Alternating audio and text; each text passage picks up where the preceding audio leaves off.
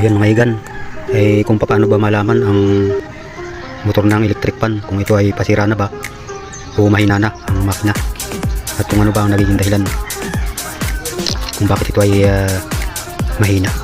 So ang gagawin natin, sasaksak natin para inyong malaman kung ano ba yung ibig kong sabihin. Yan, para maunawaan nyo at ang isasaksak.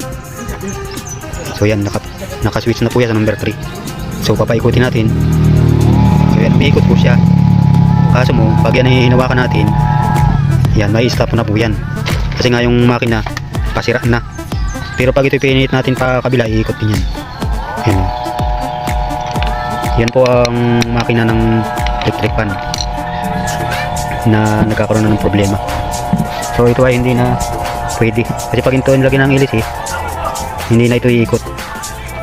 Dahil nga mahina na yung motor niya. Kaya mangyayari, palit na ng makina ito. Yung mga bagong motor na rewind, yan ay hindi mo mahawakan ganyan. And then, pag pinihit mo yung ganyan, ikot din siya. Kaya ang makina nito wala na. Yung mga bagong rewind, hindi mo talaga mahahawakan ganyan yan. So yun ang problema sa motor na ito. Kaya palit na ito ang motor natin. So yun lang.